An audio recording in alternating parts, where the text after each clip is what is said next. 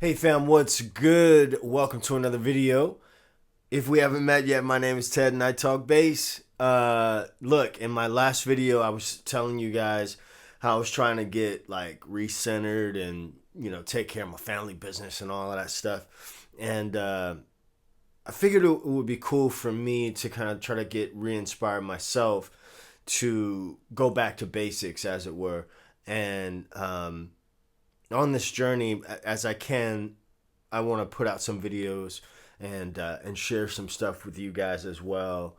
And in today's video, I'm going to show you how to play through all of the major scales in first position. Why would you want to do this? It's going to help you not only strengthen the fingers on your fretting hand and get some independence, but also it's going to break you out of the habit of playing just by a certain shape, right? And you're going to really be forced to listen and hear the sound of the major scale. The major scale is the mother of all harmony. If whatever exotic chord or whatever mode or whatever, it can always be traced back to the major scale. So that's what I'm going to show you today. If you like this video and you aren't a subscriber, go on and hit that subscribe button. Give it a like. Give it a thumbs down if you don't like it. I hope you like it. But anyway, I hope that you find some benefit in it. If you do, go on and smash that like button. Hit that subscribe button, and if you want to, you can even use one of those links down below. Buy me a cup of coffee or buy a product. Let's get into it. All right, got some shoes and stuff there in the back. So this is how it's going to be. We're going to start with the key of E major.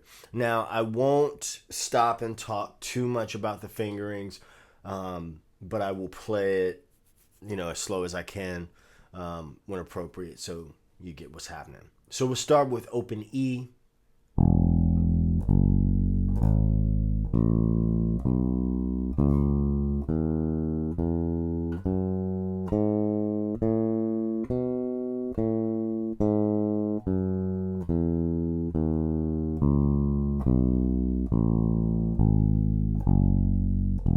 Now, if I play through all of them that slow, this video would be super long, so I'm not going to do that. But what I want you to notice is that I played every note available in the E major scale in that one position, starting with open E.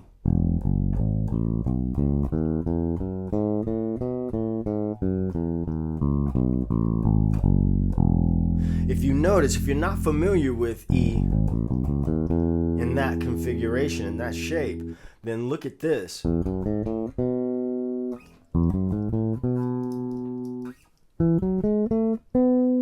We know that shape, right? So you'll notice that the shapes start to overlap, right? So all of the notes available in whatever key you're in that one position.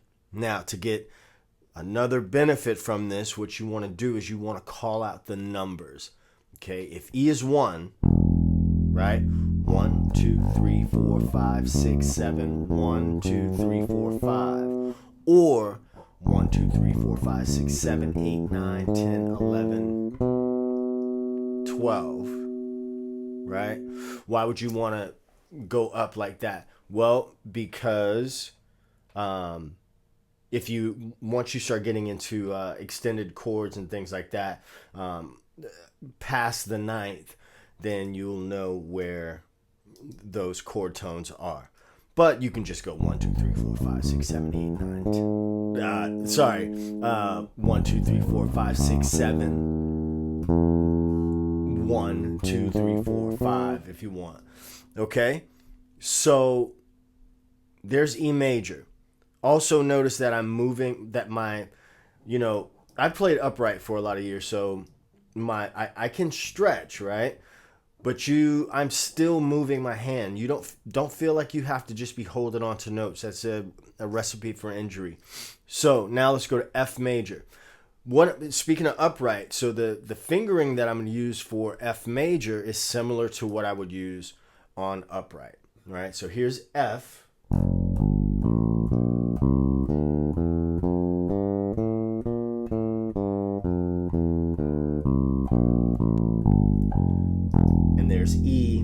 7. So 1. I'm always starting with the root just to kind of acclimate and get my ears on for what that key is. So 1, 2, 3, 4, 5, 6, 7, 8, 9, 10, 11, 10, 9, 8, 7, 6, 5, 4, 3, 2, 1, 7, 1. Now from there we go to F sharp or G flat. Here's a familiar shape. 1.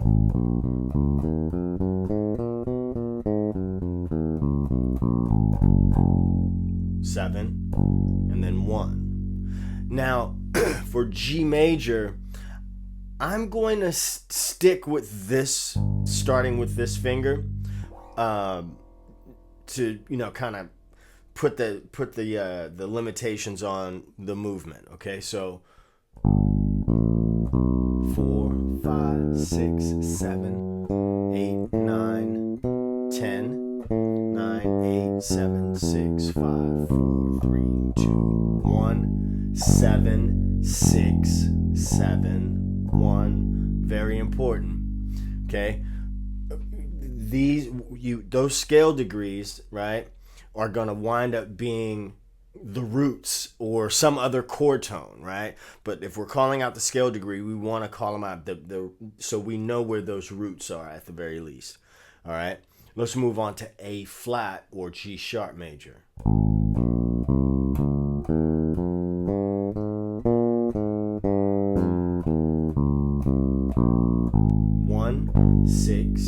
1, 7, 6, 7, 1. Okay? You see I was doing that? Don't try to do that. You don't have to try to do that. You can...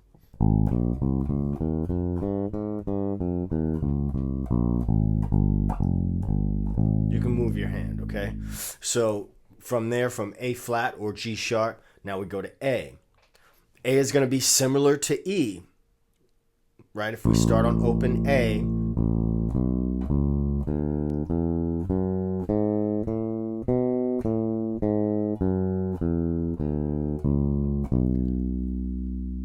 one, 7, 6, 5, 6, 7, 1. So now you see the higher we go on the strings, now we have to know the chord tones or the scale degrees below the root. All right. Most of the time we're playing a scale going up, and that's all we know. So, okay, so we did A, and we're going to do A sharp or B flat. If you don't play upright, if you started playing upright, and the first two scales that you'll probably learn are going to be F and B flat. And that B flat scale and that F major scale, as I played it before, are going to look like this. 1. Now what's next? No. 1, 7, 6, 5. Now we can't go to E because E does not exist in the key of B flat, right? Or A sharp. It doesn't exist there. So 1, 2, 3, 4, 7, 8, 7, 6, 5, 4, 3, 2, 1, 7, 6, 5, 6, 7, 1. Now we're at the key of B. That shape we already know. 7, 1, 7, 6, 5, 4, 3, 2, 1, 7, 6, 5, 4, 3, what did I say just now? 5, 7, 1. Lost my train of thought there. Let's do that again. 8, 7, 6, 5, 4, 3, 2, 1, 7, 6, 5, 4, 5, 6, 7, 1. Okay, I'm not going crazy. I'm just tired. All right. So now we're at the key of C. Just like we did with G, we're not going to change. We're going to start with the pinky finger. All right. See, this is kind of a pattern buster. If you're paying attention, though, you're going to see patterns that repeat, and you know, it'll wind up opening the whole neck for you. So at least it did for me. And I think that it will for you. I'm pretty confident that it will. All right, so here we are at C.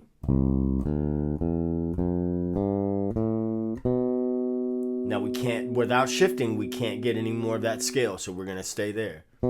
This is 7, 6, 5, 4, 3, 2, 1, 7, 6, 5, 4, 3, 4, 5, 6, 7, 1.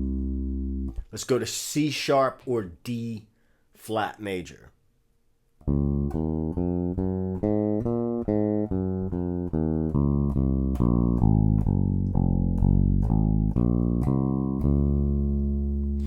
Again, now I know I'm really not being fair with you right now because I keep this, but I've been, again, if you're a beginner player, I apologize. I've been playing a long time. I do have experience playing upright as well, so I can stretch a little bit more, but please don't feel like you have to do that. Let's do that again. C sharp or D flat. What scale degree did I land on? 6. 6, 5, 4, 3, 2, 1, 7, 6, 5, 4, 3,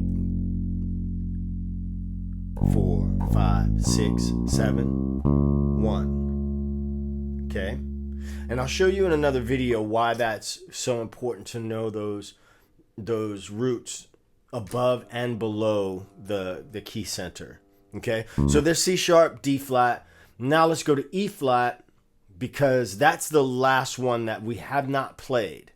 Okay, we played E, F, F sharp, G, G sharp, A. Oh, I'm sorry, we have to play D. We have to play D. So D.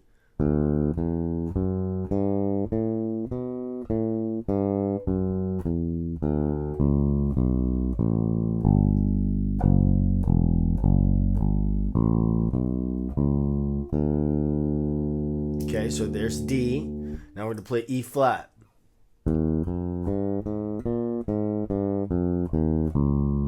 Now that note is not in the scale. Here's another thing, another point that I wanted to make earlier is that, and I got this from Anthony Wellington. Can you hear it? Can you see it? Can you play it? Can you explain it? That's a great litmus test for if you have a good handle on something. So,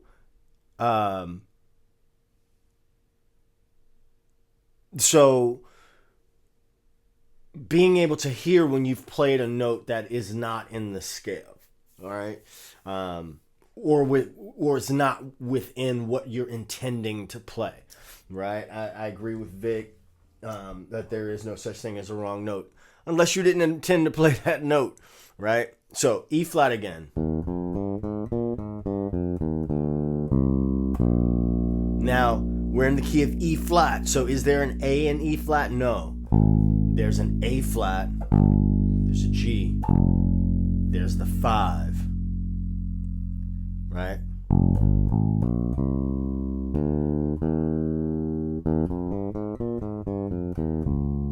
I did it again.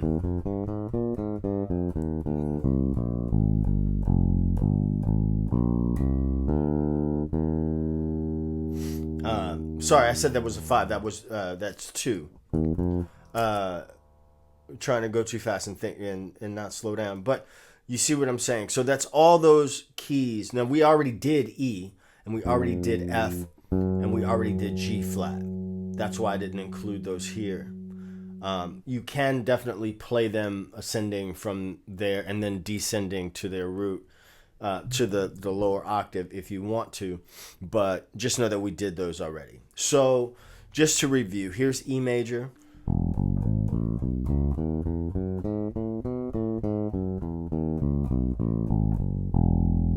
F major.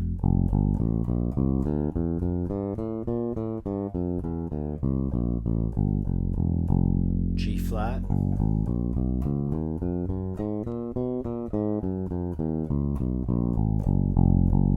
G.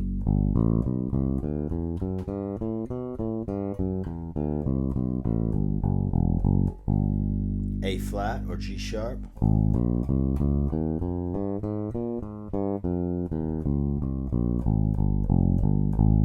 A.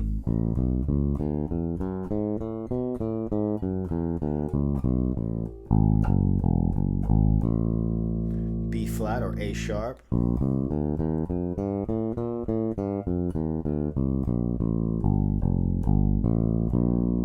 B.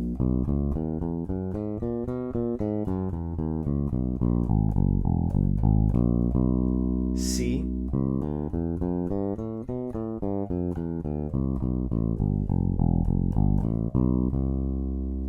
C sharp or D flat.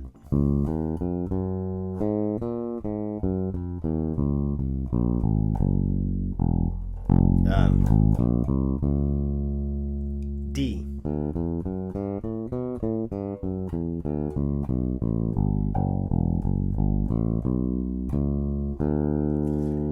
E flat or D sharp.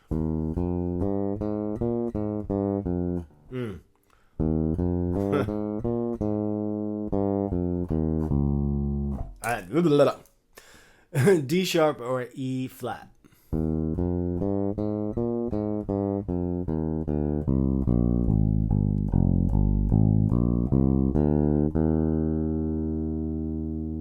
So there are all of your major scales in the first position using open strings and some different fingerings that you may or may not be familiar with, or definitely they aren't as common. We don't play those scales in that way.